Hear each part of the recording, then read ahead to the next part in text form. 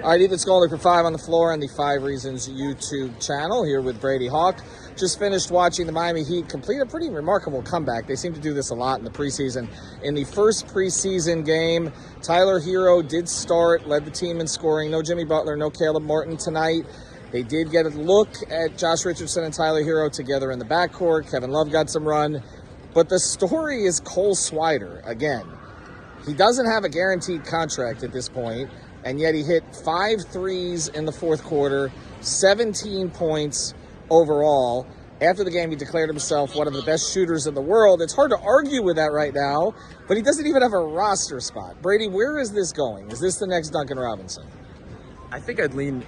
Everybody's been kind of comparing him to Duncan Robinson because he has a podcast, I think. But I think I'd compare him more to Max just because of his play style. Like, if you watch him out there, he has the confidence of Max. He has the play style of Max where he can just get shots up. Like, that's why I've kind of been pushing when talking about Cole Swider is he can get the ball up no matter what. And you saw that early in this game. He even remembered somebody asked him a question about. He said you started the game 1 for 5, and he's like 1 for 4. Like he knows what's going on throughout the game and what his stat line is, but he's not quick getting him up. He's shooting movement shots. He was surprised on that last shot that even he was that open, but everything about his mechanics are pure. Like the shot is pure.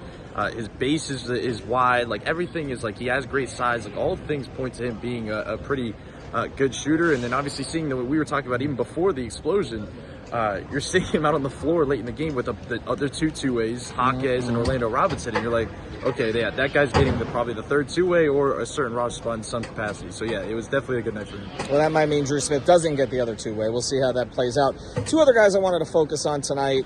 One is a rookie, and one is somebody that they brought in here. Let's go to the guy they brought in first. Thomas Bryant gave them some activity tonight. And Eric Spoelstra talked about their depth at the center position. He didn't close the game.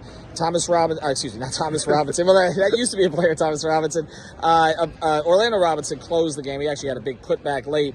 But Bryant, look, we know he wants to try to score, no question about it, but he also had a block and an outlet pass to Josh Richardson tonight. It feels like if he does some of those defensive things, they're going to feel very comfortable with him. But this is one of the big upgrades from last year. Like, as opposed to, say, Dwayne Dedmon and Omer Yurtseven, which is who they started the season with as backup centers and then brought in Cody Zeller, here's a couple of playable guys now behind Bam Adebayo. And Eric actually said after the game, Eric Spoelstra said it was nice to not have Bam on the floor and still be able to compete. That was a big issue last year. For sure. And I think one of the big differences is he's a different type of player. For one, he's a lot younger than these other guys. So maybe his legs aren't going to die out by January.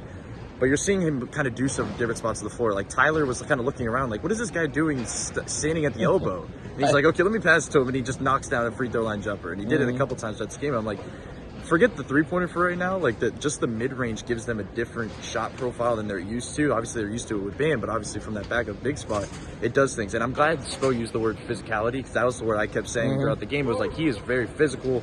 I thought, like, just his activity in general, like his voice, like I thought he was really into the game. Like, everything along those lines was like, there was just good stuff to see. The issue was we've done this before where we've done this video and talked about a backup big because all you look back, they've always had moments. They've just always had high moments where everybody talks about that guy, and then there's always a hard fall off. There cannot be that hard fall off, so I think it's more about longevity and kind of keeping him fresh for as much as possible, but definitely good signs right now. Yeah, and we talk about him being physical. He also has some touch. He draws in his spare time, but he's a quiet guy, so it kind of belies the physicality. The other guy, of course, to talk about is the rookie Jaime Jaquez Jr. tonight. He put Hayward in the spin cycle, which was actually interesting because that's one of the guys he talked about in the locker room. He's actually emulated. He's had breakfast with him. He looks a little bit like Hayward early in his career. It looked a little like Jimmy also. But beyond just the footwork, which is something we kind of knew about, what stood out to me tonight was them putting the ball in his hands to run pick and roll over and over at the end of the game. And he did that a lot at UCLA. So this is somebody who I think when he comes in for Jimmy in some of those situations, he's not going to be in there in clutch situations doing that kind of stuff. But there will be parts of the game that they can run stuff with him initiating. I thought that was a positive tonight, too. And he's not all over the place. Like, he's somebody that's very under control. You hit on with Jimmy. I think if you ever see an injury report with Jimmy not playing or Caleb not playing, he's subbing in for one of those guys. Just because he's not a guy that's going to be all over the place and get a bunch of turnovers probably. Like, he's under control. You hit on the stuff. Like, he looked very good. I said before when we were talking about Hawkins' role, I kept saying, like, it's not going to be like a spot up 3 role. That is not him. I've watched him, and I'm not saying it as a shooter, but I think in game reps, he is not a guy that you want to rely on and take you a bunch of threes. He is a very good mid-range player, like a very good in terms of just getting mid-range shots, the touch around the rim. The footwork is the biggest thing that stood out. You saw all the pump fakes and spins, like you were just mentioning, seeing that all the time. And the biggest thing that I thought stood out from him was his defense, because I think that's been the big question of what he was going to look like defensively. What is he? I think we knew he was going to guard 2s and 3s, probably more so 3s. But he was really holding up. But I think the question will be around screens, if he can kind of navigate that. But one-on-one, kind of holding up, sitting down, go kind of in isolation, he looked good in that range. So I think very interesting stuff for him, because he's a guy that Spo can clearly, and you can hear him talking, like it will utilize right now. Yeah, and the other guy who jumped out to us a little bit tonight was Haywood Highsmith. The shot looks much cleaner, and Eric Spoelstra loved what he did defensively. He's going to find his way into the rotation one way or another. For Brady Hawk, I'm Ethan Skolnick. Continue to follow 5 on the Floor. Make sure you hit like, subscribe, and turn the notifications on. Have a good night, everybody.